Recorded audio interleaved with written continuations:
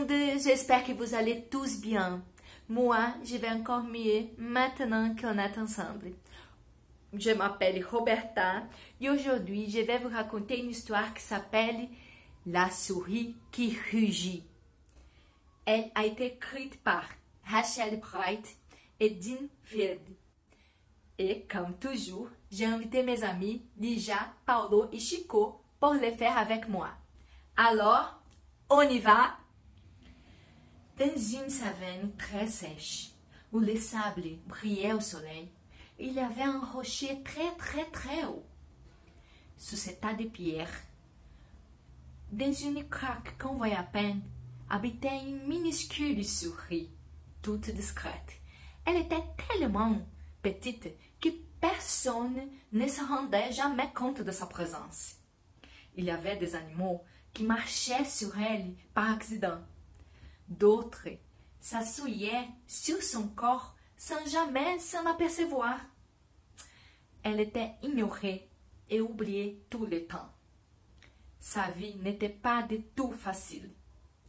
Mais, en haut du rocher, c'était toute une autre histoire. Là-bas vivait le lion. Il était le roi. Il était énorme, avec de grandes dents pointues. Tout le monde l'admirait partout où il passait. Pour faire preuve de force et de courage, il n'avait qu'à faire une chose: rugir. Il est le chef de la bande. Oui, il adore montrer aux autres qu'il est le plus fort. Ouais. Tous sont impressionnés par le roi des félins. De son côté, la petite souris pense: j'aimerais tant lui ressembler. Une nuit, dans son petit lit, la petite souris a une idée. Je sais, je dois apprendre à rugir. Si moi, j'étais un peu moins fragile et j'avais plus de mordants. C'est ça, je veux absolument apprendre à rugir. Elle a pensé: je serai pour toujours fragile, mais au moins je me ferai des amis et la vie serait plus facile. Ouais, mais le seul problème, c'est que un seul animal peut lui apprendre. Risque-t-elle de se faire dévorer? Bon, la petite souris se sent fragile depuis toujours.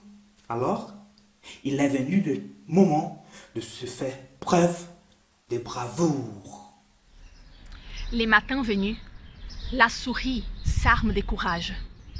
Elle sort de sa petite craque du rocher et elle regarde vers le haut. Le rocher est immense, mais elle a décidé d'y aller, donc elle y va. Elle commence à monter. Elle n'a jamais été si effrayée de sa vie. Elle est désespérée. Elle tremble. Mais elle continue. Elle sait que pour changer, il faut prendre des risques. Donc, quand elle arrive en haut, fatiguée, épeurée, elle voit le lion. Il dort. Elle s'approche de lui le plus qu'elle peut. Ils sont maintenant nez à nez. Alors, doucement, elle commence à dire: « Excusez-moi, monsieur le lion. Est-ce que vous pourriez, s'il vous plaît, m'apprendre à rugir ?» Le lion, alors, ouvre ses yeux, secoue sa crinière. Et à ce moment, le temps ralentit. On entend à peine les oiseaux. Alors le lion ouvre grand la gueule et de sa bouche, un son bizarre sort. Squeak! Le lion a frissonné. Il tremblait, tellement il avait peur. Il a reculé aussitôt, les pattes en compote. Ne me fais pas mal. Le lion a gémi. Sois gentil, s'il te plaît. Mais ça alors, ce lion énorme et si fort a peur de souris, on dirait. Et tu n'as pas besoin d'avoir peur, dit la souris. Je suis venu jusqu'ici parce que je vais être ton ami, c'est tout. Et si tu veux, on peut bien s'amuser, tous les deux. Qu'est-ce que tu en penses? Alors, quelque chose de magique s'est passé. Tout à coup, la souris ne se sentait plus petite. Elle avait trouvé sa voix. Elle pouvait s'exprimer sans avoir besoin de rugir ni de crier. Dès lors, les deux amis se sentaient très bien en partageant les rochers, en regardant le paysage. La souris, bien que petite, se sentait grande. Et le lion, bon, le lion, il rugit toujours. Mais maintenant, il rugit de joie. Ben oui, ce jour-là, ils ont appris que peu importe notre grandeur, on a tous une souris et un lion ici, dans le cœur. Et alors, que penses-tu de cette histoire? Que penses-tu de la souris qui a grimpé les rochers pour rencontrer le lion? Et du lion qui avait peur de la souris? Est-ce que tu as été surpris par ce qu'ils ont fait? Je vais te dire un secret. Quand j'étais enfant, j'étais très petit. Ben oui, c'est vrai. Je pense que jusqu'à 9-10 ans environ, j'étais l'un des plus petits de ma classe. Alors, les enfants plus grands, ils ne m'invitaient presque jamais à jouer à la tag ou au basketball parce qu'ils disaient toujours que pour être bon à ce jeu-là, il faut être rapide, il faut être grand. Et moi j'étais petit. C'est vrai que ça me rendait un peu triste, hein? C'est normal. Mais un jour, j'ai réalisé que j'étais très bon pour jouer à la cachette. Parce que tout le monde me disait que je connaissais les meilleurs endroits pour me cacher. Alors je me suis dit, ben dis donc, peut-être que je suis bon à certains jeux moi aussi. Peut-être même que je peux faire certaines choses mieux que d'autres personnes, même si je suis petit. Est-ce que cela serait possible? Qu'est-ce que tu en penses? Penses-tu que quelqu'un de petit peut faire certaines choses mieux que les grands? Ou trouves-tu que les grands sont toujours les meilleurs en tout ce qu'ils font?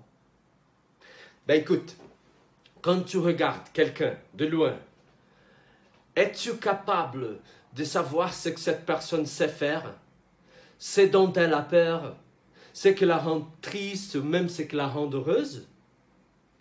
Est-ce que tu peux voir toujours les qualités des gens? Je vais te raconter une autre chose. Savais-tu que même les grands, même les adultes peuvent se sentir petits et sans importance? Ben oui, c'est vrai. Ça se passe avec nous. Et je suis certain que ça s'est déjà passé avec l'adulte qui habite avec toi. Je peux te proposer une chose. Demande à quelqu'un qui vit avec toi quelles sont tes qualités. Puis, demande-lui de t'aider à faire un dessin ou une liste avec les choses que tu sais très bien faire. Ah ben, je suis certain que vous pouvez bien vous amuser ensemble. Ah, ensuite, si tu veux, tu peux mettre ton dessin ou ta liste ci-dessous dans les commentaires parce que j'aimerais bien le voir. Mais bon, voilà. La semaine prochaine, je serai ici avec mes amis pour te raconter une nouvelle histoire. Alors, à la prochaine!